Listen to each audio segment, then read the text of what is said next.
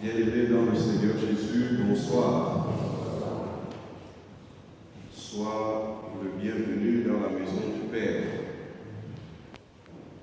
Nous allons d'abord prier. Bien-aimé, dis merci à Dieu qui, malgré les grandes sollicitations de samedi, t'a donné le privilège de te retrouver ici auprès de lui.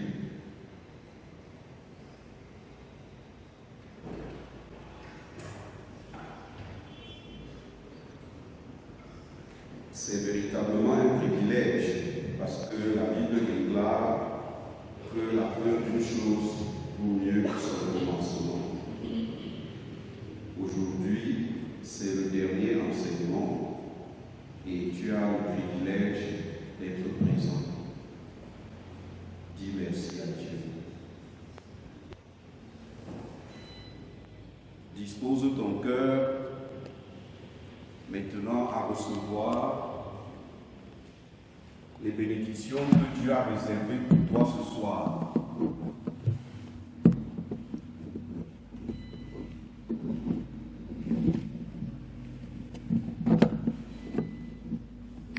Il s'agit de toutes les bénédictions que la paix de Christ, qui surpasse toute intelligence, remplisse ta famille, remplisse ton couple, touche tes enfants.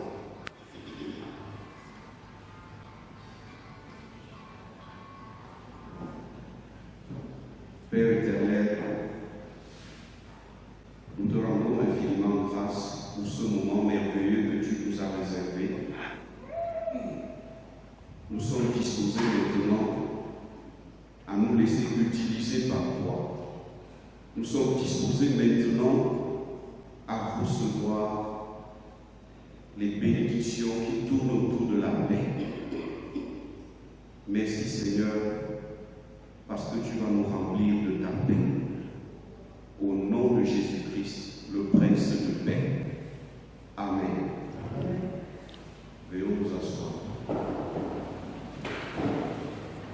Ce soir, nous allons parler de la paix. Et avant qu'on ne commence, j'aimerais que tu souhaites à ton frère ou à ta soeur qui est à côté de toi, Shalom. Encore plus chaleureux. Shalom. Gloire à Dieu. Le thème de ce soir, qui vient donc en clôture des enseignements de la semaine de la famille dans notre paroisse, c'est entretenir un climat de paix dans la famille. Entretenir un climat de paix dans la famille. Dieu ne fait rien au hasard. Si vous regardez l'enchaînement des thèmes, vous allez vous rendre compte que ce thème vient comme une merveilleuse conclusion à tous les enseignements que nous avons eus. Lorsque nous avons parlé des violences conjugales, qu'est-ce qu'il faut comme remède à la violence conjugale? Il faut un climat de bien. Lorsque nous avons parlé du joug étranger, nous avons compris que le joug étranger peut être suffisamment perturbateur pour la famille et pour le couple. Et qu'est-ce qu'il faut donc? Il faut qu'il y ait un climat de paix. Lorsque nous avons parlé des enfants comme don de Dieu, nous comprenons que dans certaines familles, les enfants sont plutôt une source de soucis, de souffrance même pour les parents. Qu'est-ce qu'il faut donc? Il faut qu'il y ait un climat de paix. Lorsque nous avons parlé de la communication, nous avons compris qu'il y a des éléments qui peut rendre la communication inopérante. La communication peut être source de conflit. Qu'est-ce qu'il faut donc faire? Il faut entretenir un climat de paix. Donc, nous comprenons l'importance du thème que nous allons aborder ce soir, qui vient comme une véritable conclusion, disais-je, à cette semaine. Je vais nous inviter à lire un verset qui m'a bouleversé. Il se trouve dans Apocalypse, au chapitre 6, le verset 4. Apocalypse, chapitre 6, verset 4. Est-ce que quelqu'un a trouvé? Apocalypse, chapitre 6, verset 4.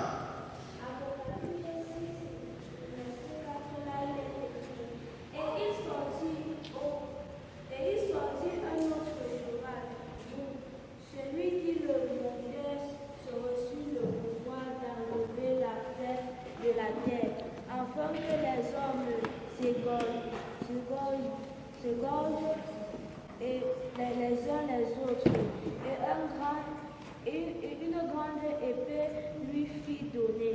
Amen. Merci. Et il sortit un autre cheval roux. Celui qui le montait reçut le pouvoir d'enlever la paix de la terre, afin que les hommes s'égorgent les uns les autres. Et une grande épée lui fut donnée. Ça, c'est la vision que Jean a. Et cette vision nous décrit les signes apocalyptiques, c'est-à-dire les signes de la fin des temps. Nous comprenons bien que en ces jours mauvais qui sont les nôtres, il y a un démon qui est commandité pour faire quoi? Pour enlever la paix de la terre, afin que les hommes s'égorgent les uns les autres. Et il n'est donc pas surprenant, bien aimé, de nous rendre compte sur le plan global qu'à une guerre succède une autre guerre. Actuellement, on parle de la guerre en Ukraine, même plus près de nous. Après Boko Haram, qu'est-ce qui a succédé? La crise du Nozo. On n'en est même pas encore sorti. Et si nous entrons dans nos familles, nous connaissons le dicton qui dit qu'il n'y a que la voiture qui cache la réalité interne des familles. En réalité, toutes nos familles ont un problème préoccupant qui peut enlever la paix. Ne parlons pas des couples. Je vais vous inviter cependant à lire un autre verset. Romains 16, versets 19 à 20. Romains 16, versets 19 à 20.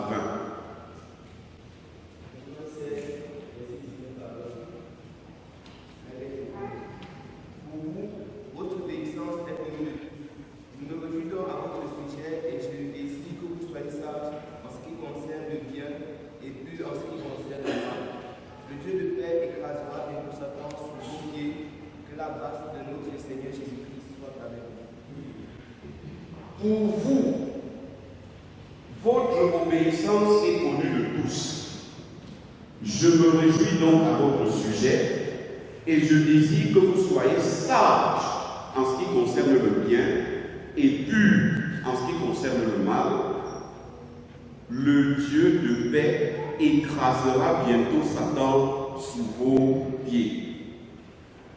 Bien-aimés, s'il est vrai qu'un démon est relâché sur la terre pour enlever la paix,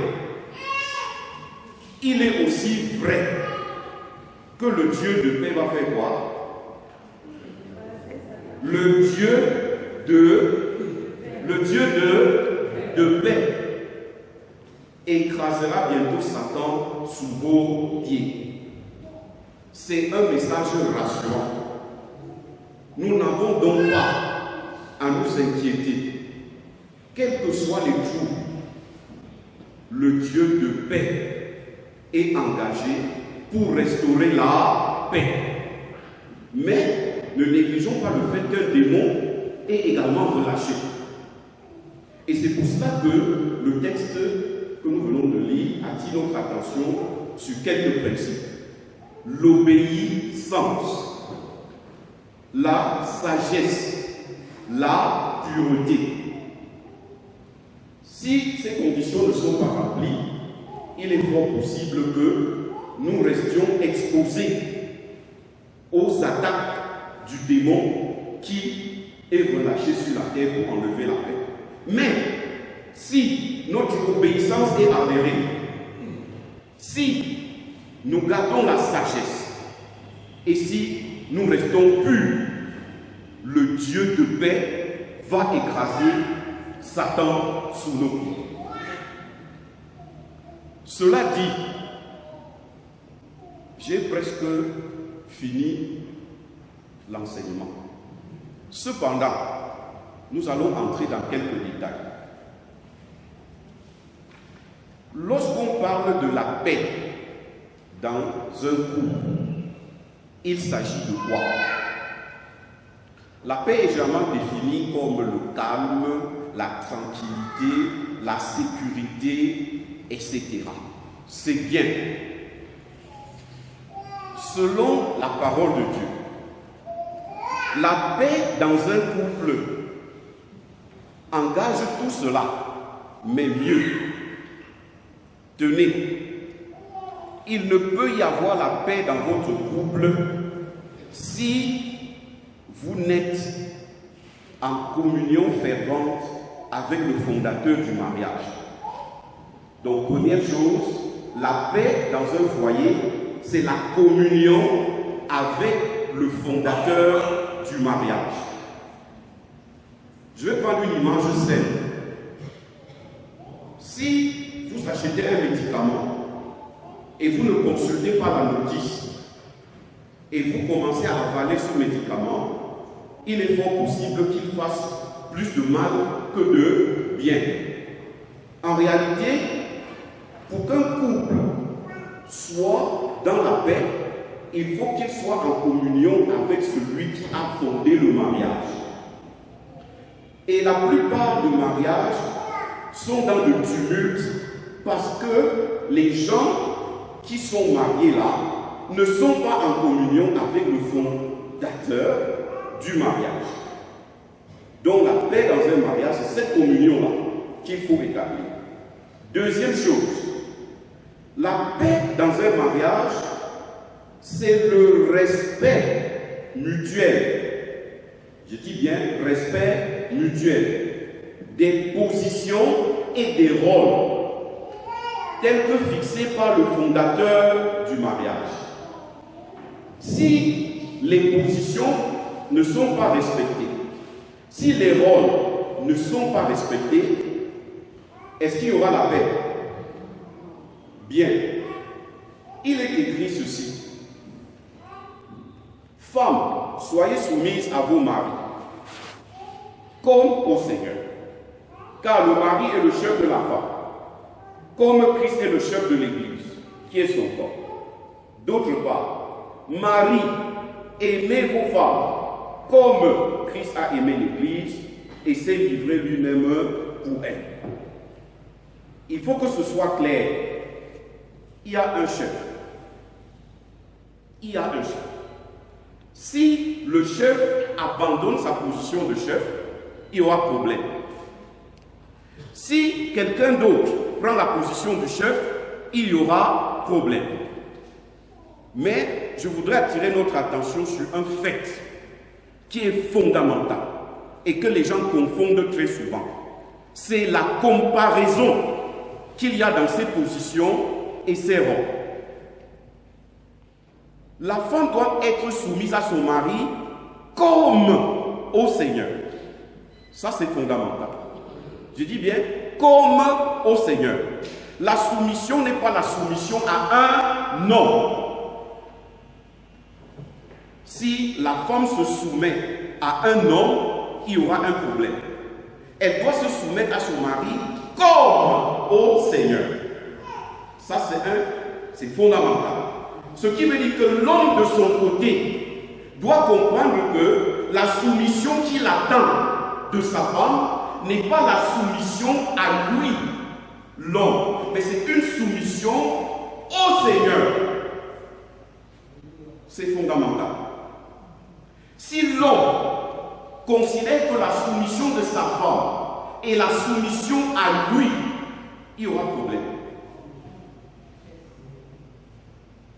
Autre chose, l'homme est le chef de la femme comme Christ est le chef de l'Église. Là aussi, il y a problème.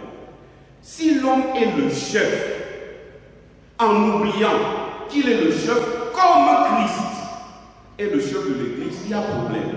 Le rôle ne sera pas rempli, il y aura grabuge. Ça, c'est fondamental. Et Marie, aimez vos femmes comme Christ a aimé l'Église. Il ne s'agit pas de n'importe quel amour. Il ne s'agit pas. Si vous aimez votre femme comme l'amour du monde, il y aura problème. Vous devez aimer votre femme à l'image de Christ qui a aimé l'Église. C'est là qu'il y aura la paix. Donc, pour nous résumer sur cette partie, la paix dans un foyer, c'est le respect mutuel des positions et des rôles selon le fondateur du mariage et non selon le monde.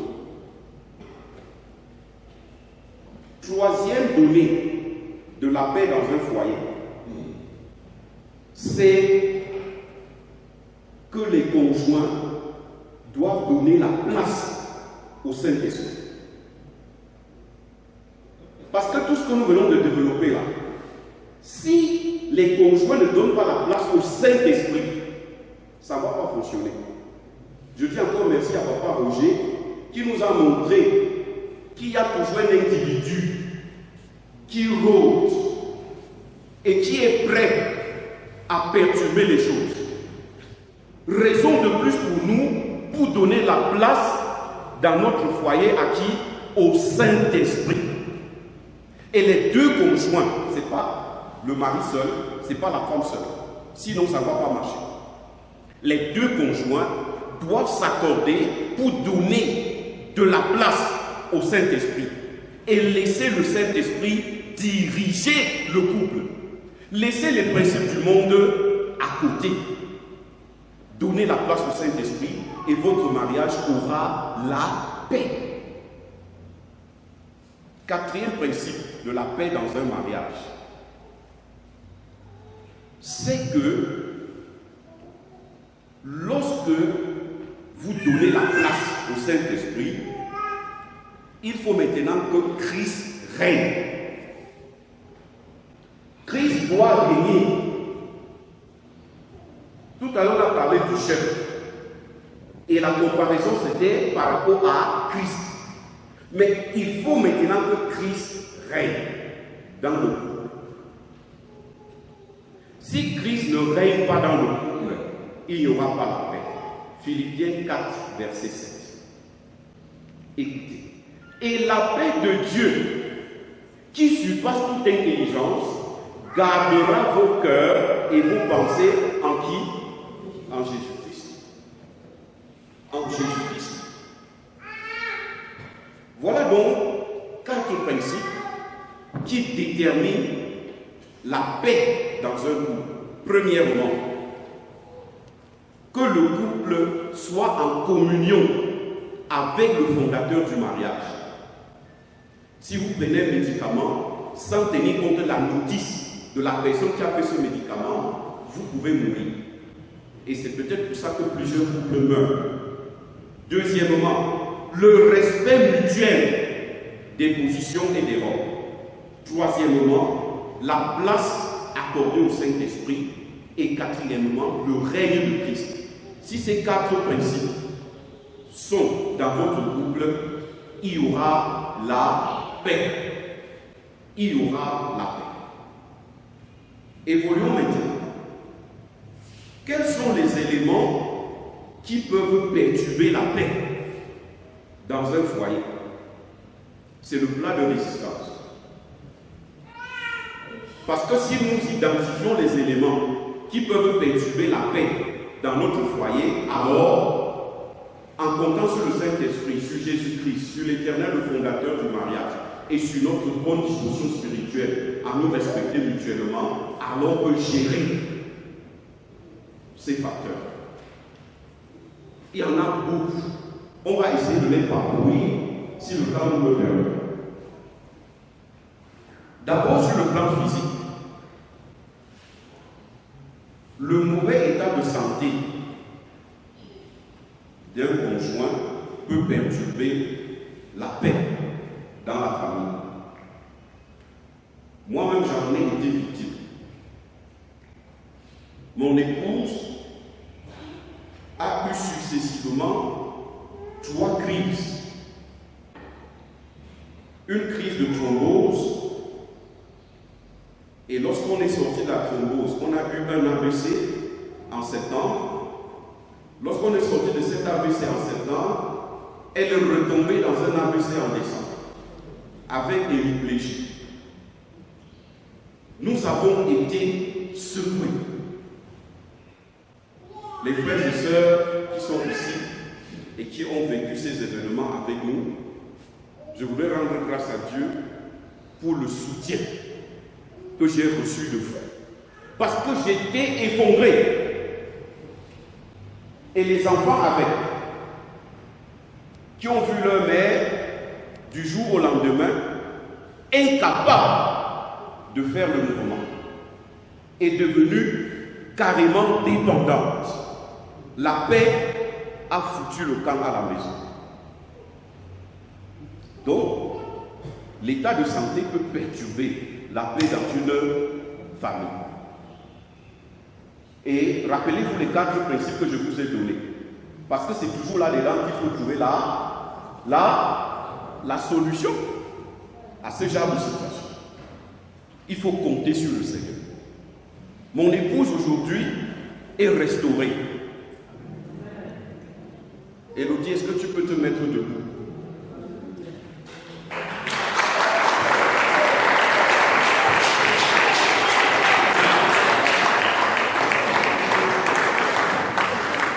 Nous rendons grâce à Dieu. C'est le Seigneur qui l'a restaurée. Elle était hémiplégique. Aujourd'hui, elle marche. C'est le Seigneur. 2 AVC, c'est le Seigneur. Gloire à Dieu. Donc, il faut compter sur le Seigneur. Et la paix sera rétablie. Quelle que soit la situation concernante. Toujours sur le plan physique, l'apparence corporelle d'un conjoint peut gêner l'autre conjoint. Tenez, si vous savez que votre femme n'est pas là-bas et que vous vous obstinez à porter là-bas, ça va créer un problème à la maison. Si votre conjoint est habitué à vous voir vous habiller d'une certaine façon, et que subitement, vous changez votre façon de vous habiller, ça va créer la suspicion. Imaginez-vous le pasteur Weke qui subitement sort avec un jean destroy. Est-ce que maman Weke aura la paix? Non, je vous pose la question.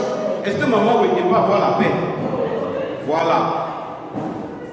Si papa Raymond subitement sort là avec un pantalon slimé qui le serre à un niveau, maman, est-ce qu'il y aura la paix?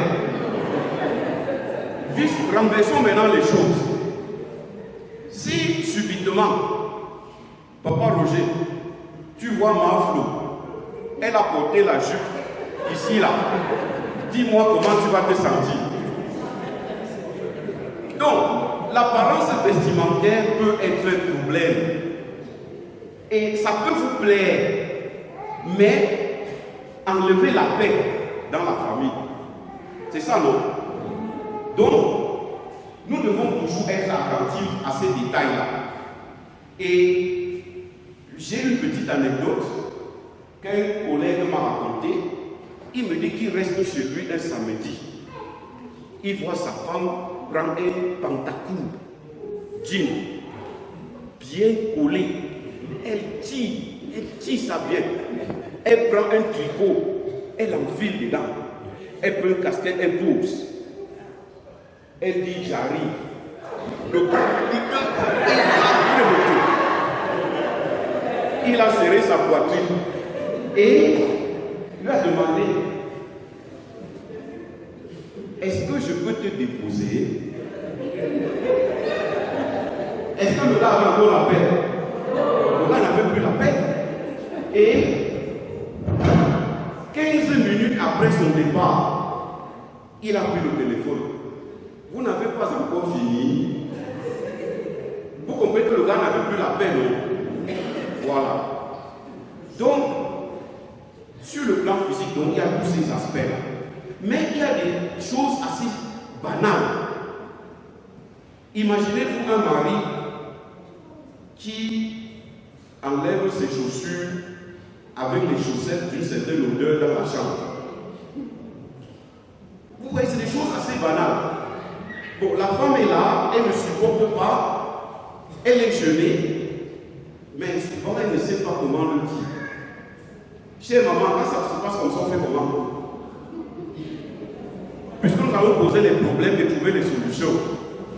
Si papa rentre, enlève un genre de paire de chaussures dans la chambre, et les chaussettes qui sortent de là donnent un genre d'odeur, qu'est-ce que vous faites?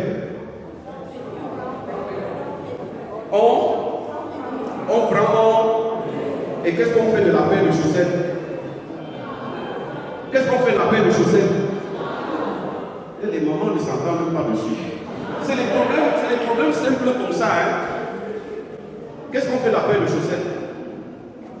On lave. Or, souvent, à cause de l'orgueil, on pousse ça loin au fond du lit. Et du coup, ça crée un autre problème.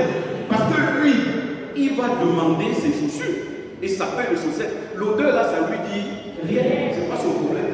Mais le fait qu'il ne trouve pas ses chaussures, ça va créer un autre problème. Par contre, s'il revient trouver sa chaussure bien rangée, les chaussettes lavées, ça va lui donner à réfléchir, non? Prenons un autre fait. Ça, c'est quelque chose qui arrive dans les familles et qui est un peu difficile à gérer. Ça, c'est les affaires du lit. C'est toujours sur le plan physique. Il y a peut-être monsieur qui n'est pas très souvent satisfait. Ou peut-être c'est madame qui n'est pas très souvent satisfaite. Ça crée un genre de problème qui est trop difficile à exposer. Pourtant, le problème est là. Est-ce que je mens? Non, mais les gens comprennent de quoi je parle. Ça crée un genre de problème là. Le problème d'insatisfaction. Les gens vivent avec, c'est des frustrations graves qui engendrent d'autres problèmes. J'ai un ami qui me disait que quand la nuit se passe bien, le matin, avant qu'il se réveille, chérie, j'ai déjà chauffé l'eau. Chérie, ton café est déjà prêt. Chérie, tu portes quoi aujourd'hui? Mais il a constaté aussi que quand la nuit ne se passe pas bien, le matin, la couverture est bien sur sa tête. Et que la femme couvre bien sa tête et reste où? Au lit. Au lit. Donc c'est un problème. Et lui m'a dit que quand il entre le soir dans ces conditions-là, et s'assoit à table, il attend son plat, la nourriture. Sa femme va dire Jordan, tu as servi ton père. c'est les répercussions de l'affaire Diela. C'est l'enfant qui va maintenant servir. Donc, c'est des choses qu'il faut gérer. Et je voudrais dire que ça ne devrait pas créer problème. Et ça crée problème pourquoi? Parce que dans plusieurs couples, il y a problème de communication. Il y a problème de communication. Même dans ce domaine-là, il y a problème de communication. C'est-à-dire que l'homme, dans ce sujet qui est parfois tabou, ne peut pas engager un discours, un dialogue, je veux dire, sur le sujet, pour que les uns et les autres voient là où il y a problème. Parce que quand il y a insatisfaction, ça veut dire que quelque part, quelque chose n'a pas fonctionné. Et ce qui n'a pas fonctionné, jamais, c'est rien du tout. C'est tout simplement que chacun de nous a son parcours pour atteindre le plaisir. La femme a son parcours, l'homme a son parcours. Il faut donc qu'il y ait dialogue pour qu'on trouve à quel niveau le parcours a eu une distorsion. C'est important.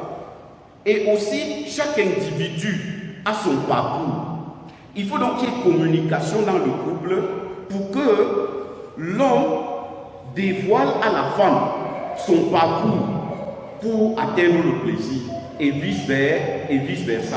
Et ça va résoudre beaucoup de problèmes. Donc soyez ouverts sur ce plan. Nous allons quitter un peu ce niveau pour parler de l'environnement. Comment l'environnement peut enlever la paix à la famille? Le cadre de vie, c'est-à-dire l'endroit où vous vivez, les conditions dans lesquelles vous vivez. Si par exemple, vous vivez dans un quartier où il y a les débits de boissons, où il y a les boîtes de nuit, soyez-en sûrs, à côté il y aura la prostitution, il y aura les bagarres, il y aura la criminalité et toutes sortes d'autres choses. Qu'est-ce que nous voulons dire par là? Nous voulons dire que lorsque vous choisissez, autant que cela dépend de vous, là où vous devez établir votre famille, tenez compte d'un certain nombre de paramètres. Sinon, la paix sera perturbée. Nous continuons à parler de l'environnement. L'environnement humain, il n'y a pas que le cadre de vie. Le voisinage, les gens qui sont dans le voisinage peuvent perturber la vie dans la famille. Nous devons donc avoir de la hauteur pour gérer un certain nombre de choses dans notre voisinage. La famille même peut être un problème. Dans la Bible, Laban a été un problème. Pour qui? Pour ses filles, non? Il a été un problème. Il a perturbé l'épanouissement conjugal de ses filles. Et de même, dans nos familles aujourd'hui, il y a des membres de la famille qui perturbent l'épanouissement des couples de la famille. Veillons à ce que ce ne soit pas nous qui soyons des perturbateurs. Et si ça arrive, nous savons à qui nous pouvons faire recours. Évoluons un peu pour parler de la société. Sur le plan social, il y a les contraintes professionnelles. Les contraintes professionnelles peuvent perturber la paix. Nous avons les affectations. On affecte la femme à Bouddha. On affecte le mari à Makari, à l'extrême nord. C'est un problème, non? Voilà. Vous savez que pour que la femme de Uri, pour que sa femme soit à la disposition de quelqu'un que je ne peux pas nommer ici, qu'est-ce qu'il a fait? On a dû l'envoyer au front. Donc c'est l'image de ce que, lorsque on affecte les couples dans des lieux très éloignés, on expose la vie du couple à plein de dangers. Toujours sur le plan social, il y a la vie associative. Nous devons être très vigilants. Les tontines ont dérouté beaucoup de personnes. C'est les tontines qui ont fait que certaines personnes deviennent des civrons. Parce que lorsqu'on finit la tontine, on boit et après on continue à boire. Et le mari rentre tard. Et pendant qu'il boit, un genre de femme passe à côté de lui, comme il a déjà bu, ses idées vont plus loin, n'est-ce pas? Et il peut porter les choses là dehors pour arriver à la maison. Les choses compliquées qu'on ne veut pas citer ici. Même les femmes. Certaines femmes ont été déroutées par les tontines. Oui, par les tontines. Elles sont allées dans les tontines.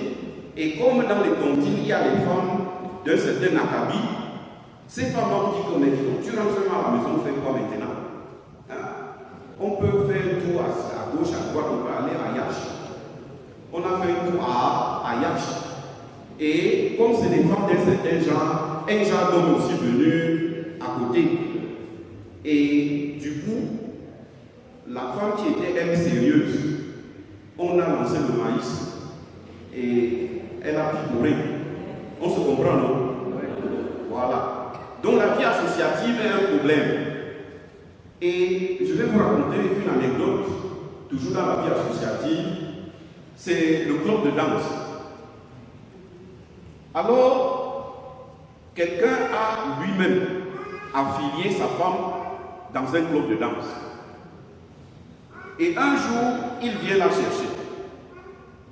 Et il trouve sa femme en train de danser. Alors, le professeur, qui était son partenaire de danse, la tournait, la tirait et puis amortissait. Ramenait et puis amortissait.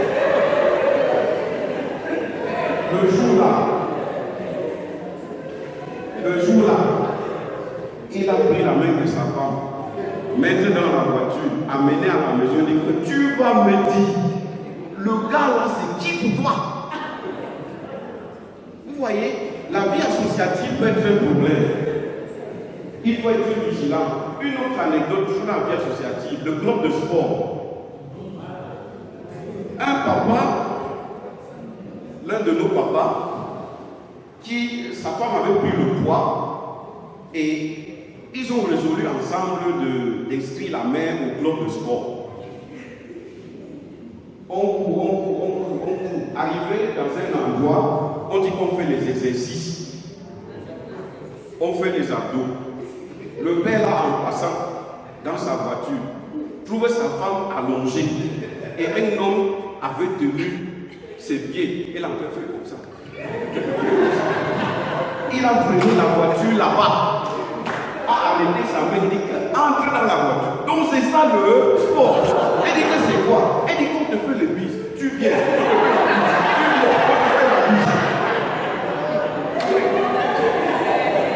Ça fait le problème. Ça fait le problème.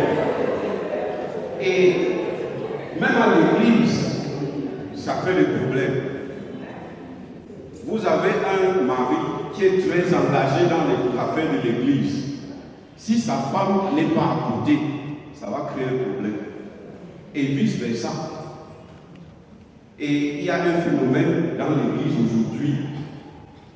C'est le phénomène que on raconte trop de choses. Et ça crée des problèmes dans l'église. Je suis dans une chorale et quelques couples ont eu des problèmes là-bas parce qu'on est allé dire à leur conjoint ce qui se passe à la chorale. Moi-même qui suis à la chorale tous les jours, je ne sais pas où on a vu cette affaire-là. Et ça crée des problèmes dans le couple des gens. Et c'est parti de cette église, de cette paroisse. Donc faisons attention. Donc il y a des choses que nous disons de manière banale, mais ça peut créer des problèmes sérieux dans le couple des gens. Ça peut être vrai, mais quelle est la manière de dire ça? Et souvent ce n'est même pas vrai, c'est les interprétations. Évoluons un peu. Sur le plan psychologique, si vous entrez dans un mariage avec des blessures intérieures, ça va créer des problèmes. Il faut traiter les blessures intérieures avant d'entrer dans le mariage. C'est-à-dire un certain nombre de frustrations que vous avez subies. Peut-être vous avez été violé, etc., etc. Toutes sortes de frustrations. Vous avez trop battu dans la jeunesse. Et vous n'avez pas encore traité ça. Vous entrez dans le mariage avec ça, ça va faire problème. Pourquoi? La femme qui a été très souvent battue dans sa jeunesse et qui entre dans le mariage avec ça, si elle ne traite pas ça, son mari va toujours être la représentation du parent fouetteur. Et ça ne va pas marcher. Si elle a été violée et elle ne traite pas ça avant d'entrer, les travaux qu'on fait au lit seront toujours un problème pour elle. Parce que chaque fois, elle va voir son mari comme l'agresseur de l'époque. Et il n'y aura pas la paix dans le mariage. Et vice-versa. Je parle de la femme comme je peux parler de l'homme. Il y a aussi sur le plan psychologique les péchés non confessés. Si vous entrez dans le mariage avec des choses que vous avez faites dans la jeunesse, des choses bizarres, il faut confesser avant d'entrer. Sinon, les choses là vont vous poursuivre dans le mariage, vous perturber. Par exemple, excusez-moi de parler plus des femmes, je vais parler des hommes, de toute façon, dans cet exemple-ci. Si vous êtes un garçon qui a engrossé une fille dans la jeunesse et qui de suite, cette fille, de suite, a expulsé cet enfant, vous étiez au courant. C'est un péché, non? Parce que tu étais dans la fornication. Maintenant, tu as amené une fille à faire quoi? À commettre un meurtre. Si tu entres dans le mariage avec ça, sans confesser, il n'y aura pas la paix. Vous savez pourquoi? Le sang de l'enfant là va crier sur votre dos. Bon, je suis allé plus loin, très loin. Parlons seulement du cache-cache que les jeunes font. Ils tournent un peu derrière la chambre, ils font ceci, ils tournent sur là, ils font cela. Demain, donc après avoir fait 1, 2, 3, 4, 5, 6 filles, demain, tu dis que tu veux te marier et avoir la paix dans le mariage. Alors que les filles là, avec qui tu as fait ces choses-là, ne sont pas encore mariées. Tu avais déjà fait le travail de marier avec eux. Maintenant, tu veux te marier et avoir la paix. Alors que les gens là ne sont pas mariés, tu penses que tu auras la paix? Il faut confesser avant d'entrer dans le mariage. Nous évoluons. Parfois, dans le couple, la perte d'un être cher peut perturber la paix. La perte d'un être cher. Il y a des gens qui sont tellement attachés à leurs parents. Lorsque un parent décède, la paix est perturbée. Il faut donc que le conjoint sache comment soutenir celle qui a perdu un être cher ou celui qui a perdu un être cher. Je me rappelle quand j'ai perdu mon père de manière très brutale. J'ai causé avec mon père le matin. On a pris rendez-vous pour la semaine qui suivait. Et le soir, on m'a appelé pour dire qu'il a eu un malaise, il est mort. Je rends grâce à Dieu, mon épouse était là. Sinon, je piquais une crise là-bas. Il était autour de minuit 15 quand on m'a annoncé la nouvelle. Et j'allais piquer une crise, heureusement. On dit souvent que c'est les femmes qui pleurent. On dit souvent que c'est les femmes qui sont faibles, non? Niet. Niet.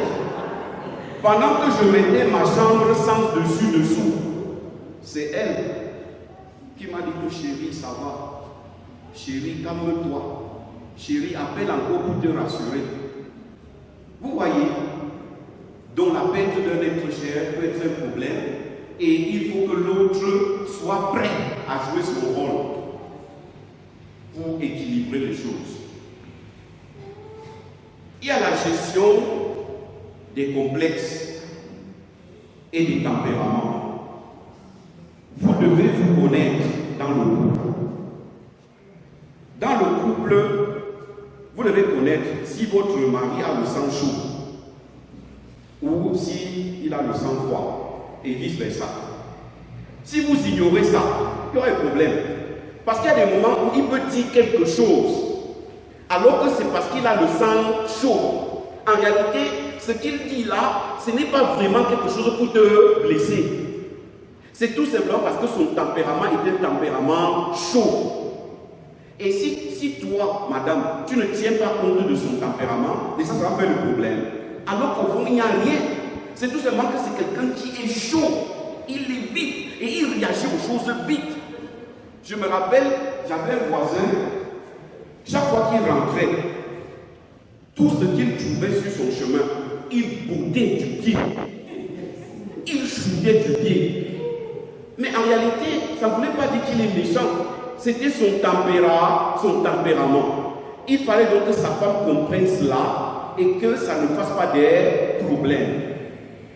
Il peut aussi avoir des tempéraments timides, calmes. Il faut le comprendre. Si ta femme est d'un tempérament calme, il ne faut pas dire tout le temps tu es toujours comme ça, tu dors trop. Quand il y a quelque chose, tu es là, tu regardes. Je regrette même.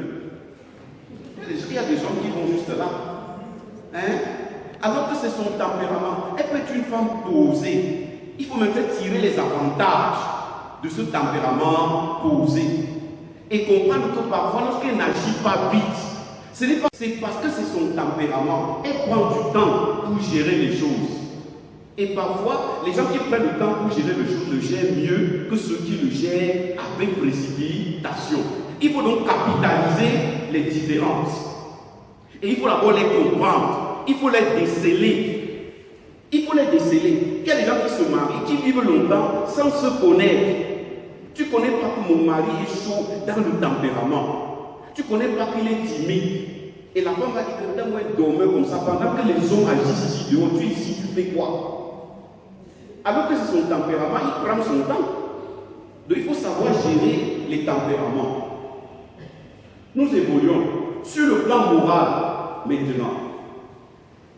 Sur le plan moral, il y a le cancer des couples. Le cancer des couples, c'est l'infidélité. L'infidélité. Je vais aller même plus loin. C'est l'impudicité. L'impudicité ou l'infidélité, je vais vous surprendre, ce n'est pas seulement le fait de passer à l'acte. Dans un couple, l'impudicité, ça peut être ta manière de t'habiller. Quand tu es déjà dans le couple, dans le mariage, ta manière de t'habiller peut être un fait d'impudicité. Nous avons donné quelques exemples tout à l'heure. Les jupes au-dessus du genou, c'est de l'impudicité. Les jeans pantalons serrés, c'est l'impudicité. Les robes qu'on coupe et on met les grillages ici, c'est l'impudicité. On met le grillage seulement ici, pourquoi? C'est l'impudicité et ça perturbe le couple. Oui. Et les hommes, comme maintenant la tendance, c'est de ne plus faire les pantalons comme pour moi si. On sait bien, on sait. Et on prend un mot bien moulant, on enfile. C'est de l'impudicité, papa. En tout cas, les papas d'un certain âge ne font pas ça. Mais il y a des papas d'un certain âge aussi, un âge un peu comme ça, qui sont dans la mode. C'est de l'impudicité. Certaines coiffures, chère maman, c'est de l'impudicité. Certains make-up, certains maquillages, c'est de l'impudicité. Vous savez pourquoi? Parce que vous exposez le corps. Et ça donne des idées aux gens qui n'avaient même pas des idées. Et maintenant, quand ils arrivent à la maison, ils regardent leur femme, c'est vous qu'ils voient. Mais oui. Et il y a un phénomène spirituel. je vais vous le révéler, qu'on appelle la transposition dans l'acte sexuel. C'est un péché. C'est-à-dire ceci. Quelqu'un a vu, et je vais vous dire, je vous donne le verset d'appui. Vous avez exposé votre corps, quelqu'un l'a vu. C'est resté dans sa mémoire. Quand il arrive à la maison, et la nuit, il veut faire les travaux qu'on fait entre mari et femme. C'est l'image de celle-là qu'il voit dans sa femme. C'est un phénomène, ça existe, c'est la transposition sexuelle. Et vice-versa, ça se passe aussi de l'autre côté. C'est un péché. Voici le verset d'appui. Lorsque tu regardes une femme, si tu penses seulement, tu as déjà commis l'adultère. Donc, l'infidélité conjugale, j'ai dit, ce n'est pas seulement le fait de passer à l'acte, c'est le regard, c'est la pensée, c'est l'apparence. Tout ça, c'est péché. Et tout ça, ça perturbe la famille.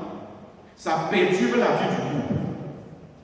Parce que vous pouvez maintenant exiger à votre conjoint ou à votre conjointe ce qu'il ou elle n'est pas et ne peut pas faire. Parce qu'il y a déjà une image dans la pensée. Et ça crée des problèmes. Et j'invite les collègues à faire très attention au lieu de service. Très attention. Collègues hommes comme collègues femmes. Très attention. La manière dont vous parlez au patron, ça met les choses dans sa tête. Et parfois, lorsqu'il commence à vous exiger un certain nombre de choses, vous pensez que c'est lui, mais c'est vous qui avez fait. C'est vous qui avez fait. Vous avez suscité. Il y a aussi les patrons qui exigent des choses aux jeunes collègues. Parce que tu es trop frais. Il y a la fraîcheur partout. Partout. La directrice commence à t'appeler au bureau et te donner des petites tâches. C'est toi qui vas m'accompagner à ma femme demain. C'est ça, non? C'est toi qui as cherché. Au lieu de te raser simplement, tu te rases, tu fais les trucs. La directrice voit. Et pendant qu'il perturbe ton couple, elle perturbe aussi son couple. Ça fait des problèmes.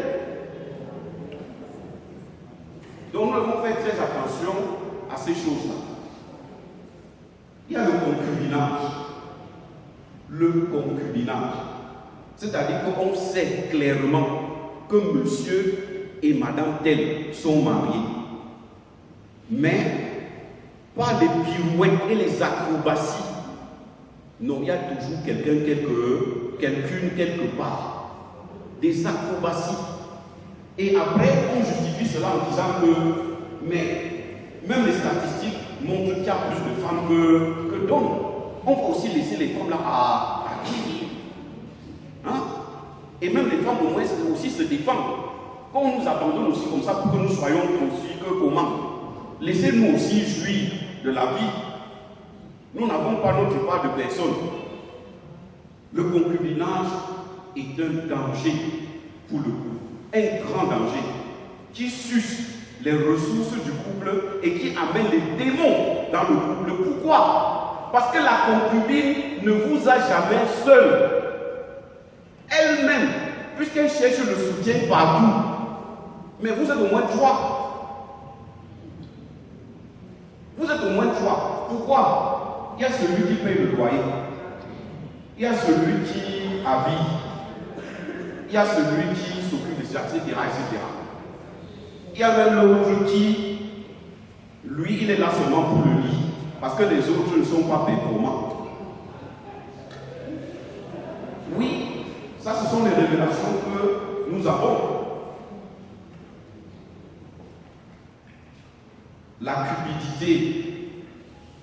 On a parlé hier des parents qui cherchent l'argent jusqu'à oublier les enfants. Alors que les enfants sont un don de Dieu. Ayez du temps pour les enfants. Faites un emploi de temps en tenant compte des enfants. De la famille, du mari.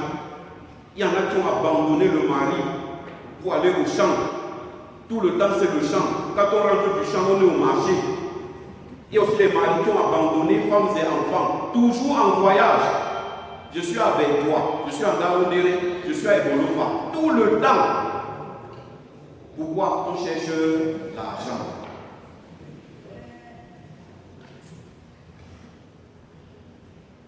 Nous avons parlé tout à l'heure de la diffamation et de la calomnie. On peut y revenir. La diffamation et la calomnie, c'est très dangereux, bien aimé. Ne parlez pas des choses concernant le mari de quelqu'un. Ne parlez pas des choses concernant la femme de quelqu'un. Demandez au Seigneur, même si c'est avéré, demandez au Seigneur, qu'est-ce qu'il faut que je fasse? Ne vous levez pas, vous partez, dire à la cousine de la femme de tel que tu sais ce que le mari de ta soeur fait. Voilà des choses. Et en disant ça, on va lui dire une chose. En disant à l'autre, elle va dire 3. En disant à l'autre, elle va dire 4. Et avant que ça n'atteigne l'oreille de la concernée, ce sera déjà 10. Demandez au Seigneur pardon. Père, voici une situation qui m'est révélée. Comment dois-je gérer cette situation? Je connais les couples qui ont explosé à cause des on-dit. Des on-dit. Parfois c'est le mensonge, parfois c'est vrai. Mais demandez au Seigneur comment dois-je gérer telle situation afin que le couple soit sauvegardé, afin qu'il y ait la paix. Nous sommes des princes de paix à l'image de Jésus-Christ. Parlons maintenant du matériel. Le matériel est aussi source de problèmes dans le couple. Et ça enlève la paix à plusieurs coups. Parfois, le salaire, le mari ne veut pas dire à la femme combien il touche. La femme ne veut pas dire aussi combien elle touche. Les problèmes commencent là-bas. Les gens jonglent, on jongle.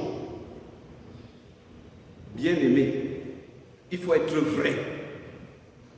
La Bible dit que tu ne peux faire le mal à ta propre chair. Lorsque vous êtes marié, vous devenez une seule chair. Pourquoi tu caches à l'autre? Pourquoi? Ça finit par créer des problèmes. Tu as un avancement qui t'a donné 5 000, tu ne dis pas. Ta femme connaît toujours que tu es dans 80 000, alors que tu es déjà à 100 000 depuis. Ce n'est pas normal. Le jour est soir. Tu vas lui dire que chérie, je n'ai que 100 000, elle ne va pas accepter. Parce qu'elle sait que tu étais à 80. Elle a découvert maintenant que tu es à 100. Tu vas lui dire que non, c'est vrai, je suis seulement à 100. Elle va dire que tu mens. Et ça va créer des problèmes. Il faut donc, bien aimé, être vrai. Et surtout, s'accorder. On a parlé de la communication l'autre jour.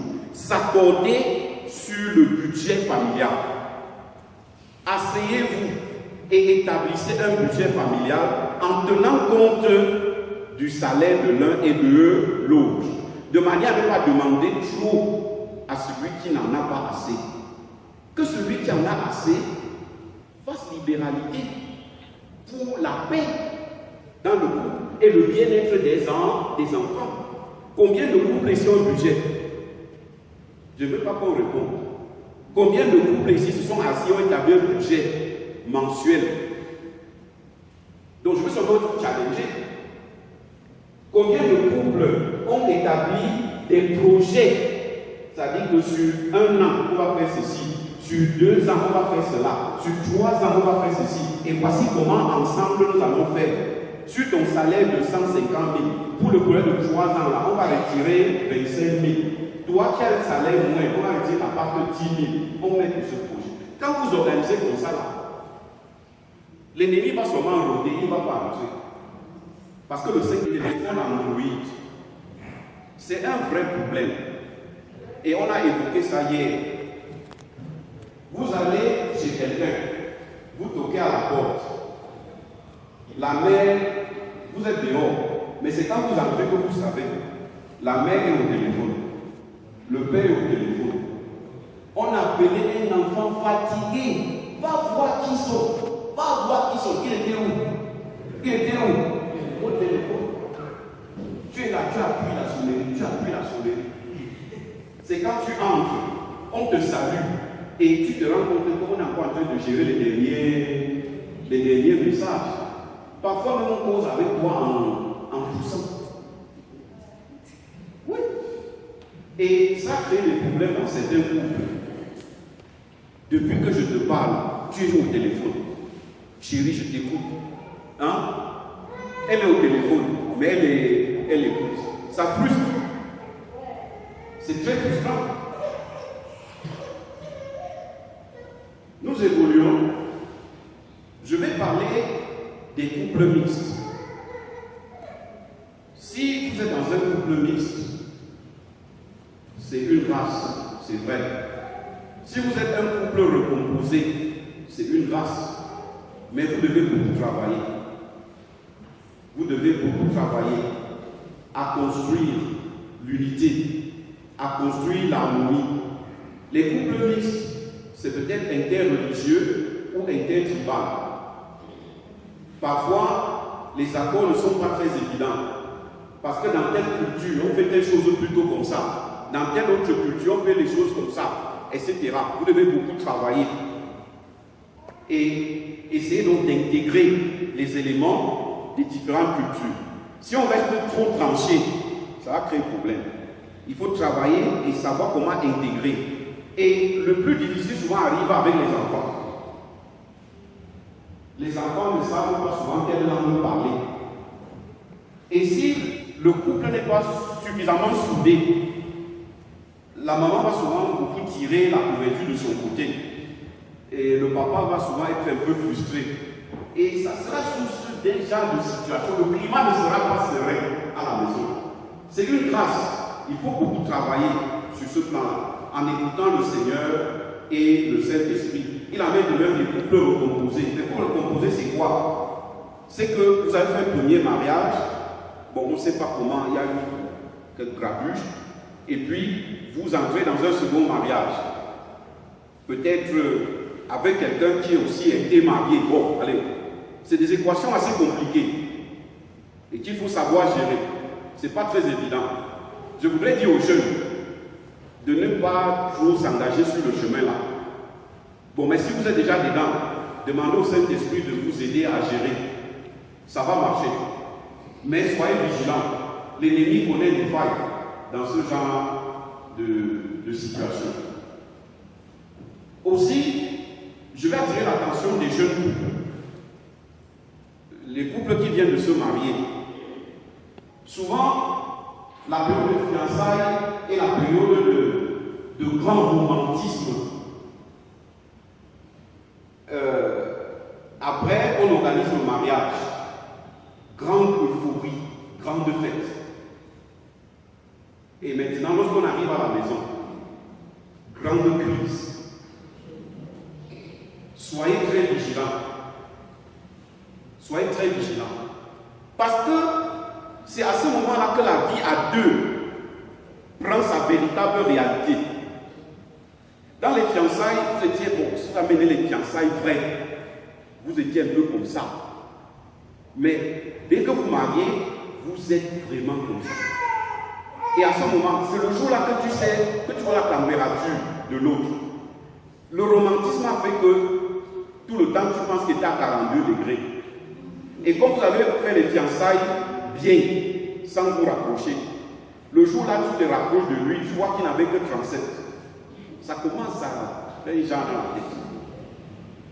Et je vais vous exhorter aussi à ne pas faire chambre séparée. N'essayez même pas de faire chambre séparée. Je vais aussi exhorter, peut-être pour les parents qui sont déjà fait certains parcours, ça va être compliqué. Si vous avez deux chambres, il faut que l'autre chambre devienne la lavanderie. Donc on peut rattraper, non? Je parle à ceux qui sont déjà de certain âge et qui avaient jusque-là deux chambres. Vous pouvez faire que l'une chambre devienne quoi? La lavanderie. Bon, le dressing, voilà, le dressing. Et vous rejoignez. Allez dans la même chambre. Vous allez sentir le mariage. Parce que, et je vais vous dire des choses bizarres. Quand vous faites chambre séparée, je vais dire quelque chose de bizarre, excusez-moi. Quand vous faites chambre séparée, si quelqu'un ronfle, tu dors bien ici. Donc il ronfle là-bas, toi tu dors bien ici. C'est le mariage? Non. Non. Vous êtes une seule chair. S'il ronfle, que tu sois vous dire que chérie, tu es en train de ronfler.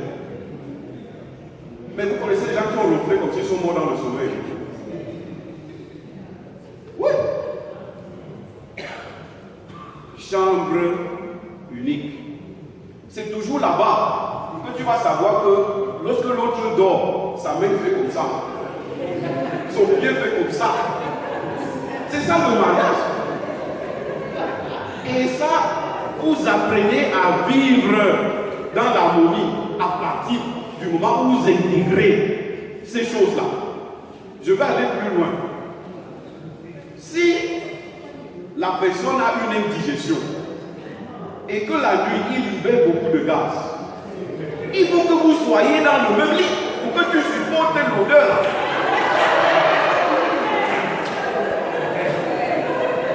Sinon, où est le mariage? On se marie pour le meilleur et pour le pire. Ça veut dire que si la nuit, à cause de son indigestion, il libère les gaz, c'est le mariage. Et ça soude. Je vous dis que ça soude. Parce que là, vous vous connaissez. Vous vous connaissez. Il ronfle, ce n'est plus un problème. Elle ronfle, elle est agitée pendant la nuit. Ce n'est pas un problème. Si elle balance sa main comme ça, tu prends, tu mets sur toi. Elle balance son pied comme ça. Ne fais pas que... Oh, hey. Est-ce qu'il y a le cache là-bas? Ne fais pas le karaté là-bas. Si elle balance son pied, tu dis, ouais chérie, tu prends, tu poses. Hein? Donc c'est des choses très importantes, des petites choses qui, lorsque nous laissons passer, ça perturbe la paix. Alors que non, c'est des opportunités pour renforcer l'harmonie. Et je vais aller plus loin. Si vous avez la même douche, si vous avez la même douche, je vous conseille vivement, à travers ce que le Saint-Esprit m'a révélé, de vous laver souvent ensemble. Vous voyez une femme, elle quitte la chambre pour aller dans la douche, qui est toujours dans la chambre. Elle se cache derrière l'ouverture de la lavanderie. Elle ouvre le placard, elle se cache là-bas. Le lit est là-bas, son mari est là-bas. Elle fait comme ça. Elle tire le poing. Pour traverser. Il y a qui dans la chambre? Son mari. Est-ce que ça a un sens? Je vous conseille vivement, autant que faire se peut, de vous laver ensemble. Ça maintient la paix. Ça cultive l'harmonie. Quand tu arrives, tu fais même semblant. Tu fais un peu comme ça, tu dis que ma main n'arrive pas. Qu'est-ce qui va se passer? C'est lui qui va prendre. Ça cultive l'harmonie. Je vais demander à un couple, la dernière fois que vous êtes lavé ensemble, ne répondez pas. Je ne peux pas le répondre. La dernière fois que vous êtes entrés ensemble sous la douche, c'était quand? C'est un challenge. Faites-le, vous allez voir. Je me rappelle une anecdote. Bon, je crois qu'on ne peut pas tout dire, mais je crois que l'essentiel, j'en passe. Et une anecdote. Un jour, on parlait dans la salle de prof On était en train je suis de passage, les gens sont en train de rire, les gens riaient. On faisait le commentaire sur l'un de nos collègues. On dit qu'en passant au marché mondial, je ne connais pas, il se peut que c'est au marché à la barbe, où on vend la friperie. On dit qu'en passant là-bas, on l'a vu en train de fouiller les slips. Et il faisait comme ça.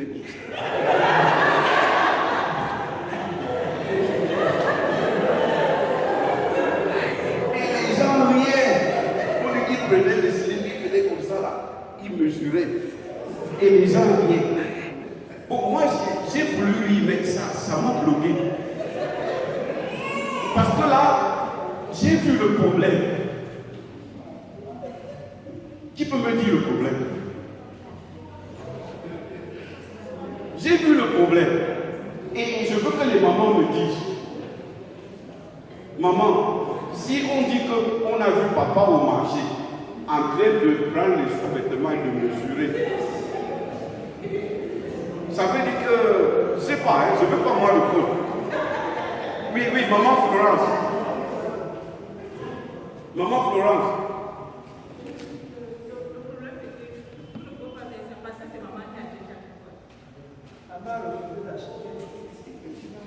Regardez, je vais encore vous conseiller quelque chose que le Saint-Esprit m'a révélé. Chère maman, le vêtement là, c'est vous qui devez l'acheter. Parce que ce qui se trouve à l'endroit là, c'est pour vous. Mais qui a dit là-bas? La Bible dit quoi? Le corps de la femme appartient et le corps du mari appartient. C'est toi. Et l'endroit là, c'est toi qui entretiens ça. Laisse donc. Pendant qu'une femme qui l'a vu en train de mesurer les tubes au marché mondial va lui sortir un paquet de Bermuda. Est-ce que tu as compris? Il va. Ouais. Je dis que la femme qui l'a vu là-bas va dire que papa, je t'offre ceci. Et quand il va ouvrir, il va voir que c'est un paquet de Bermuda importé de France. Tu vas voir le résultat chez toi. Ça va enlever la paix. Parce que quelqu'un vient de prendre ce qui t'appartient. Mais dis donc, comment le voisin vient balayer ta cour? On s'entend. Si le voisin commence à balayer ta cour, ça veut dire que bientôt il va déplacer les bords.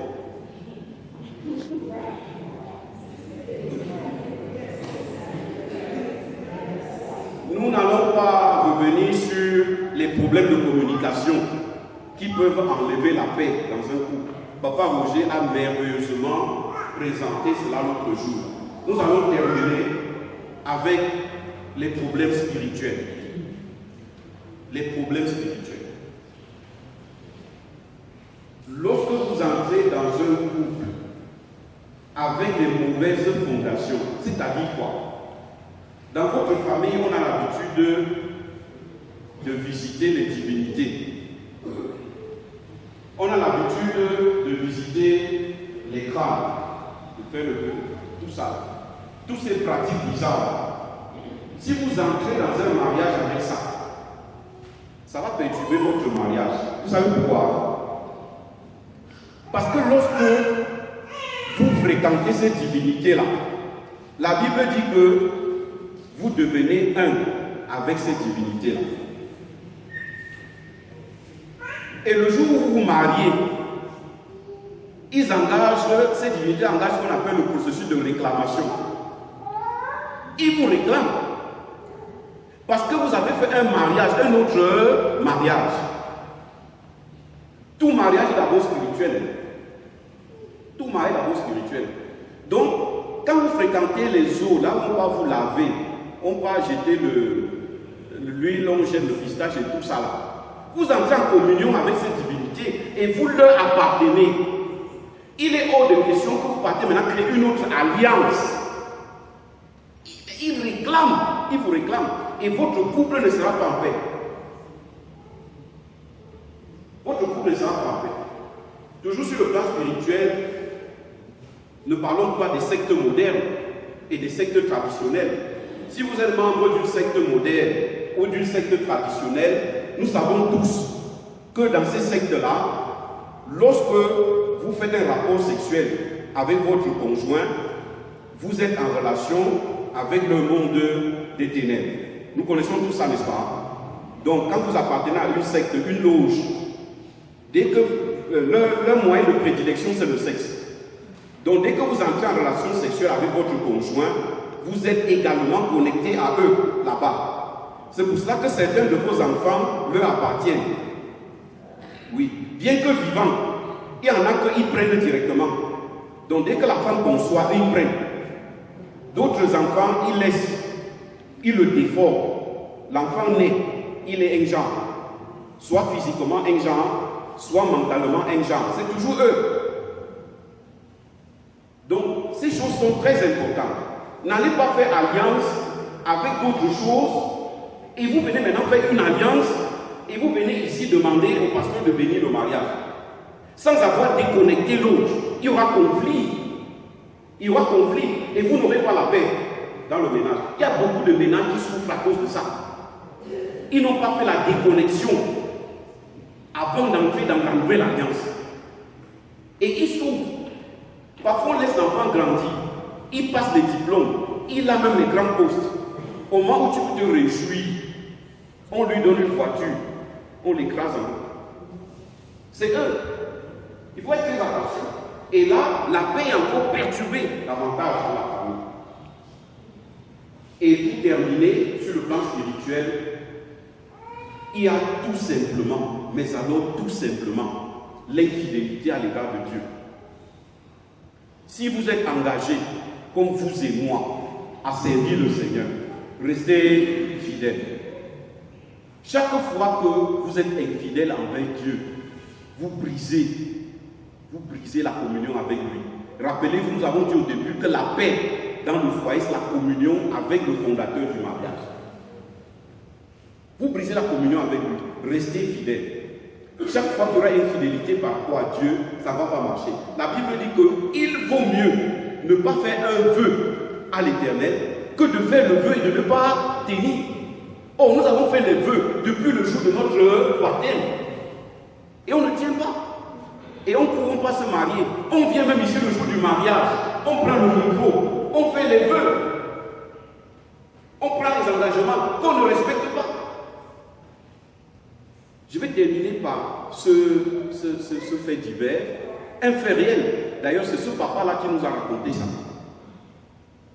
Il nous a dit que le jour de son mariage, ma chérie, c'est bien de qui je parle, le jour de son mariage, je parle d'une affaire qui dure peut-être une cinquantaine d'années, et il a révélé ça que dernièrement. Le jour de son mariage, comme il y avait beaucoup de gens qui étaient venus à la maison, là où ils habitaient, lui, il a laissé sa chambre aux amis et autres membres de la famille. La maison était saturée. Et non, c'était la veille du mariage. Et il est sorti, il dit qu'il va dormir chez un ami à lui. Cette nuit même, il a passé la nuit avec une autre femme. La nuit là même. Maintenant, il s'est passé beaucoup d'années. Je peux dire une quarantaine ou cinquantaine d'années. C'est le papa qui a la retraite depuis. Maintenant, il y a un drame dans sa famille. Un drame terrible. Lui et sa femme, c'est chien et chat. Et lui ne sait pas, lui il se bourre la tête, il ne sait pas ce qui se passe. Deuxièmement, les enfants, tous ces enfants sont contre lui. Et il se demande, qu'est-ce que je n'ai pas fait pour ces enfants? Pourquoi ces enfants sont contre moi? L'un d'eux qui était en Italie et a passé longtemps, beaucoup de temps en Italie, est revenu ici pour la première fois. Et il y avait une grande réjouissance parce que ça faisait longtemps que l'enfant n'est pas revenu. Quand le gars a pris l'avion, il a atterri en Italie comme ça, porté son sac, arrivé à la maison, s'asseoir comme ça. Il est mort. Histoire vraie. Et le père est resté comme ça. Je crois que le Saint-Esprit est en train de le visiter. Il se dit que mais, le jour de mon mariage, j'ai dormi avec une femme. J'ai même couché avec elle. Le Saint-Esprit est en train de l'interroger. Voilà ce que les mauvaises alliances peuvent faire. Le père là n'a pas la paix. Le père là n'a pas la paix. Nous allons nous arrêter sur cette histoire pour nous résumer en disant ceci. Il y a beaucoup de facteurs qui peuvent arracher la paix à notre couple et par ricochet à toute notre famille. Et plus grave encore, aux enfants innocents qui n'ont pas demandé à naître. Une seule chose à faire, c'est ce que nous avons dit au début. Je veux dire au début que j'avais fini mon enseignement là-bas. Il fallait seulement entrer dans les détails. Première chose à faire, rester en communion avec l'Éternel Dieu, le fondateur du mariage. Deuxième chose à faire, respecter mutuellement les positions et les rôles que Dieu lui-même a donnés pour que le mariage soit quelque chose d'agréable. Troisièmement, donner la place au Saint-Esprit dans votre mariage. Laissez-lui la direction de votre mariage. Et quatrièmement, que Christ règne dans votre mariage. Que Christ règne dans votre mariage. Si Christ règne dans votre mariage, si ces quatre préalables sont remplis, votre mariage sera en paix. Amen. Amen. Nous allons prier.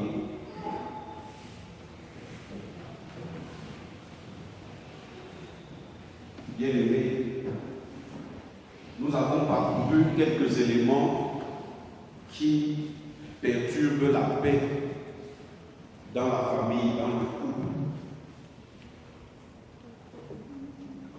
Je sais que le Saint-Esprit t'a permis d'identifier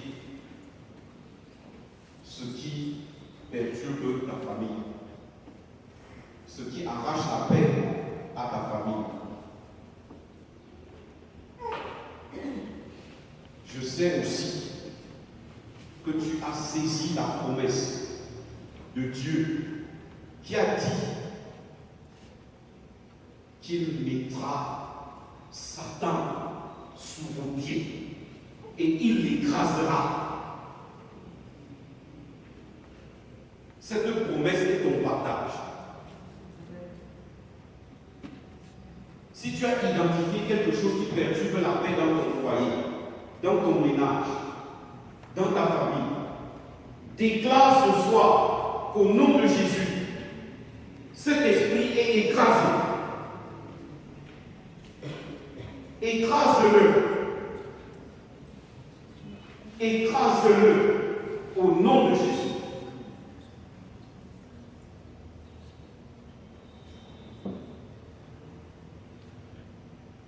Prononce son nom et écrase-le. Tu as le pouvoir de marcher sur les serpents, sur les scorpions et sur toute la puissance de l'ennemi. Rien ne peut te nuire si tu invoques sincèrement le nom de Jésus-Christ, avec la ferme conviction que ce nom opère. Ce soir même, ton couple sera débarrassé de toutes les menaces qui lui arrachent la paix. Tes enfants seront mis à l'abri de tout esprit qui les perturbe au point d'arracher la paix dans la famille.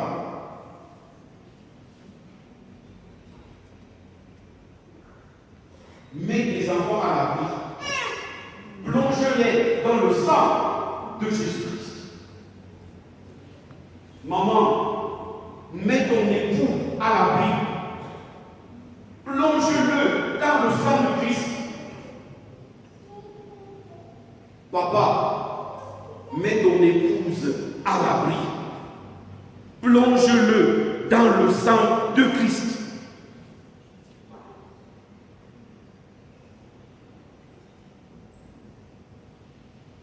Déclare que tu es vainqueur de toutes les forces que l'ennemi a liées contre ta famille,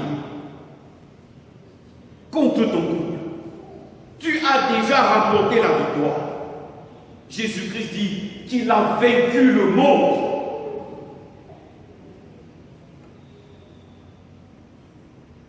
Lorsqu'il est descendu, il a arraché les clés du séjour des morts des mains de Satan. Tu es libre. Tu es libre. Aucune autre force ne peut se lever contre ta famille.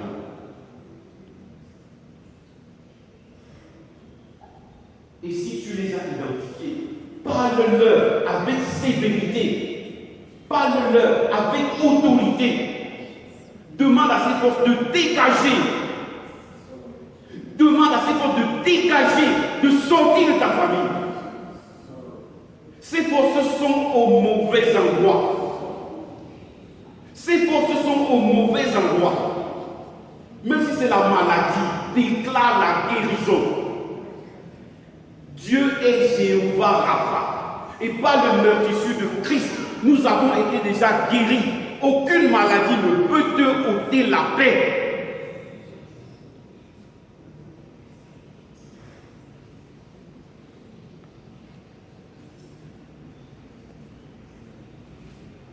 Prie, bien-aimé, prie. Le démon est relâché pour enlever la paix. Prie.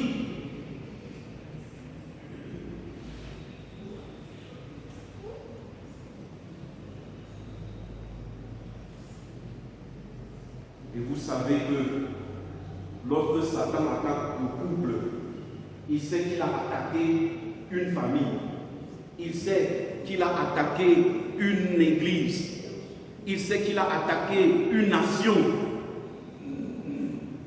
Il sait qu'il a perturbé le plan de Dieu. Mais au nom de Jésus, nous déclarons que l'ennemi a échoué.